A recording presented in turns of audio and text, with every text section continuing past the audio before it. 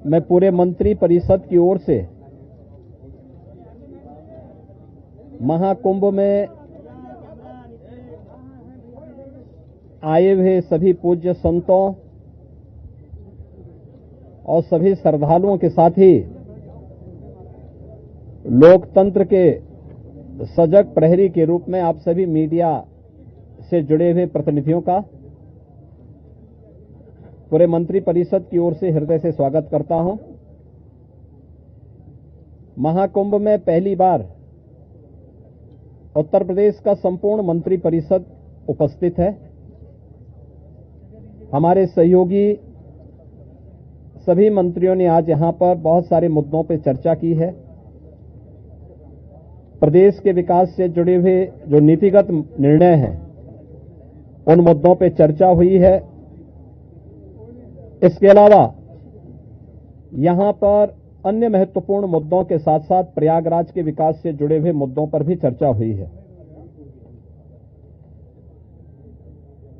इस अवसर पर जिन मुद्दों पर आज यहां चर्चा हुई है उनमें खासतौर पर प्रदेश सरकार के जो महत्वपूर्ण मामले हैं उनमें से उत्तर प्रदेश की जो एरोस्पेस और डिफेंस एंड एम्प्लॉयमेंट से संबंधित जो पॉलिसी है उस पॉलिसी 2024 ये 2018 में हमने बनाई थी, उसी पॉलिसी के 5 साल पूरे हो चुके हैं। अब उसको नए सिरे से बनाने की व्यवस्था की गई है। इस पॉलिसी को यहां पर अब हम लोगों ने बड़े निवेश को आमंत्रित करने के लिए उसमें नए इंसेंटिव की घोषणा की है। आज इस पर चर्चा हुई है। एफडीआई के अंतर्गत और फॉर्च्यून 500 में जो निवेश प्रदेश में हुआ है उस निवेश के अंतर्गत इंसेंटिव वितरण करने की व्यवस्था और उसको उतनी प्रतिपूर्ति शासन यूपी सीडा को कर रहा है और यूपी सीडा उसके माध्यम से करेगा। कुछ नए निवेश के प्रस्ताव यहां पर आए हैं जिन्हें लेटर ऑफ इंटेंट यहां पे आज जारी हो रहे हैं। इनमें एक मिर्जापुर का है, 10,000 करोड़ रुपए से अधिक का निवेश का है, एक मुरादाबाद का है और अन्य 2 प्रस्ताव जिन पर आज यहां पर लेटर ऑफ इंटेंट के बारे में चर्चा हुई है। युवाओं को स्मार्टफोन और टैबलेट उपलब्ध कराने की भी स्कीम को यहां पे व्यवस्था दी गई है और यह युद्ध स्तर पर अगले कुछ समय के लिए सरकार ने इसके लिए धनराशि की व्यवस्था की। इसको हम उस कार्यक्रम की भी चर्चा हुई है। बलरामपुर में सरदार अटल बिहारी वाजपेयी जी की कर्म भूमि रही है। उन्हीं के नाम पर जो केजीएमयू का सैटेलाइट सेंटर था उसे मेडिकल कॉलेज के रूप में स्थापित करने और मेडिकल कॉलेज में नेक्स्ट सेशन में उसको संचालित करने का निर्णय लिया गया है। इसके अलावा पीपीपी मोड पर 3 नए जनपदों में मेडिकल कॉलेज के निर्माण की कार्रवाई, जिनमें बागपत, हाथरस और कासगंज, इन 3 जनपदों में नए मेडिकल कॉलेज निर्माण की सहमति पर भी आज यहां पर सरकार ने अपना वो किया है। टाटा टेक्नोलॉजीज के साथ में मिलकर के प्रदेश के अंदर 62 आईटीआई को 5 centre of innovation, invention and incubation and training centre की स्थापना के बारे में भी एक नए प्रस्ताव को, जो एक प्रकार का हब एंड स्पोक मॉडल होगा और मॉडर्न एज कोर्सेज के साथ उत्तर प्रदेश के युवाओं को जोड़ने के लिए कार्यक्रम के साथ सहमति भी आज मंत्री परिषद ने यहां पर इस प्रस्ताव को भी दिया है। इसके अलावा प्रदेश के अंदर एक अभियोजन डायरेक्टरेट की घोषणा की भी व्यवस्था मंत्री परिषद ने उसको अपनी सहमति दी है और प्रयागराज, वाराणसी और आगरा, ये जो म्युनिसिपल कॉरपोरेशन है हमारे, इन 3 महत्वपूर्ण म्युनिसिपल कॉरपोरेशन में तीनों के बॉन्ड जारी होंगे। अब तक हमने लखनऊ और गाजियाबाद के बॉन्ड जारी किए थे जिसके बहुत अच्छे रिजल्ट सामने आए हैं। यह म्युनिसिपल कॉरपोरेशन की ब्रांडिंग करने का, उसके विकास को आगे बढ़ाने का एक महत्वपूर्ण माध्यम होता है और एक नई दृष्टि मिलती है और एक पहचान मिलती है संबंधित कॉरपोरेशन को। यहां पर आप प्रयागराज प्रयागराज के महत्व को आप देख रहे हैं। वैश्विक मंच पर इस समय हमारा प्रयागराज छाता हुआ दिखाई दे रहा है। जिस श्रद्धा के साथ पिछले एक सप्ताह के अंदर 9.25 करोड़ से अधिक श्रद्धालुओं ने संगम में आकर के पावन स्नान का आनंद लिया है, अनुभूति की है, वह यानी अविस्मरणीय है, अकल्पनीय है। तो प्रयागराज म्युनिसिपल कॉरपोरेशन प्रयागराज के लिए एक सुपर स्पेशलिटी हॉस्पिटल के लिए एक बॉन्ड जारी करने जा रहा है। ऐसे ही आगरा के लिए एक बॉन्ड जारी होने जा रहा है।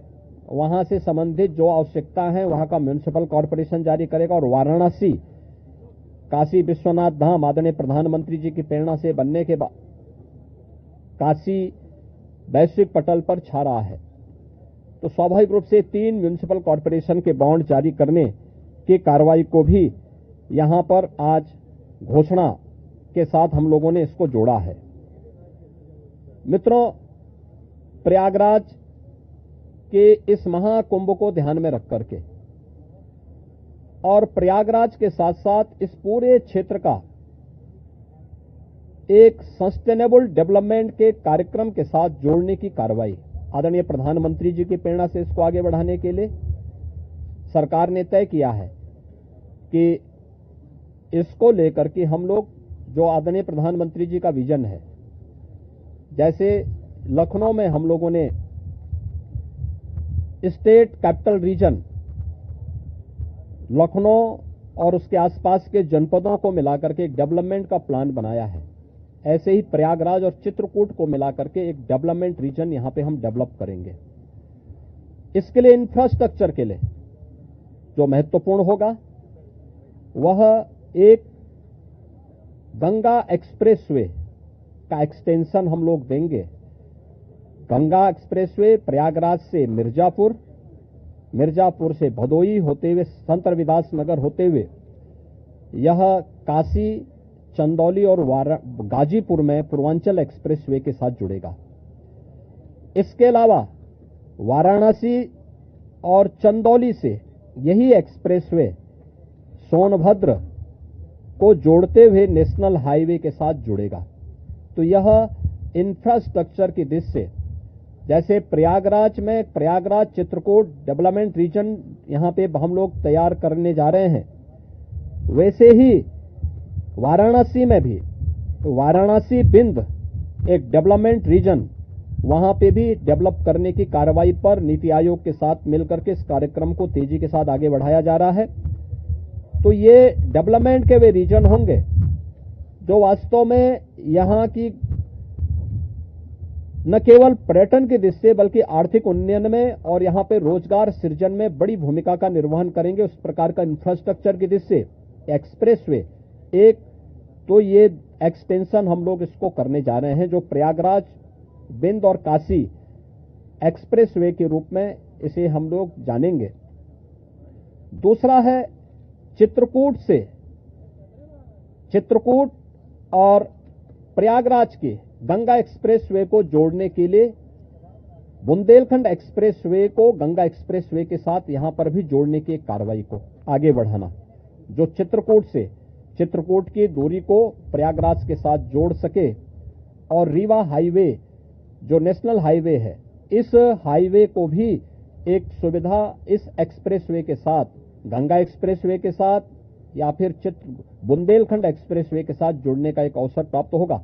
तो ये दो महत्वपूर्ण के साथ साथ प्रयागराज की अपनी आंतरिक चैलेंजेज हैं, ट्रैफिक के चैलेंजेज हैं और इसमें हम लोगों ने अभी से यहां पर पहले आदरणीय प्रधानमंत्री जी की प्रेरणा से भारत सरकार के राष्ट्रीय राजमार्ग विभाग ने लखनऊ रायबरेली होते हुए प्रयागराज की दूरी को बहुत आसान किया है, जिसमें गंगा नदी पे एक 6 लेन का ब्रिज भी बन रहा है।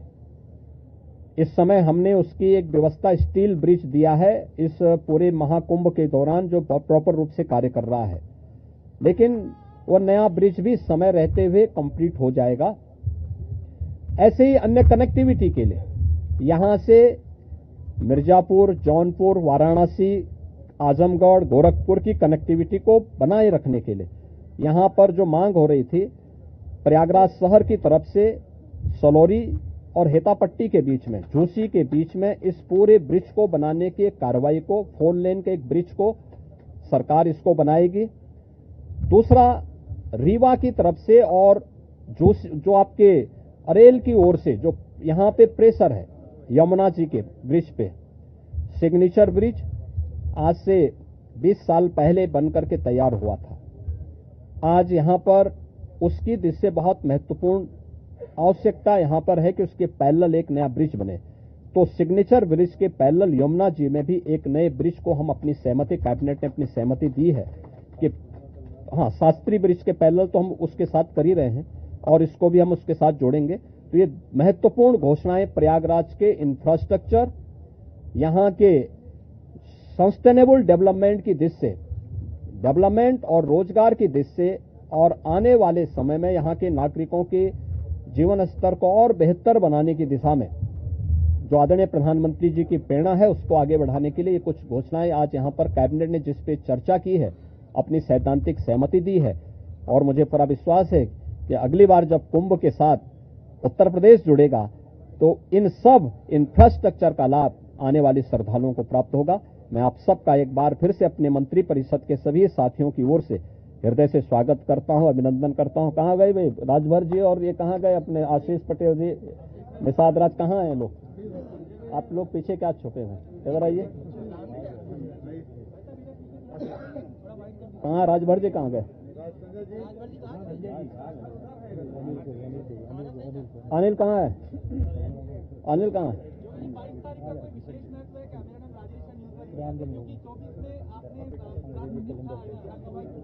हाँ, तो इसीलिए तो यहाँ पे ये प्रभु की ही कृपा है।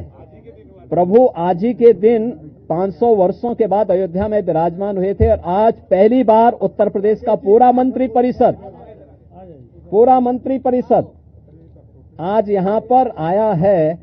और मुझे लगता है कि अगले कुंभ की क्या स्थिति होती है, लेकिन उसका इंफ्रास्ट्रक्चर उत्तर प्रदेश का ये मंत्री परिषद आदरणीय प्रधानमंत्री जी की प्रेरणा से यहां पर प्रयागराज की धरती पर प्रस्तुत कर रहा है।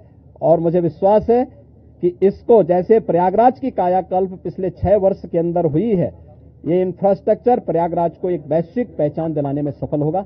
आप सबको मैं एक बार फिर से धन्यवाद देता हूं। बहुत बहुत अभिनंदन।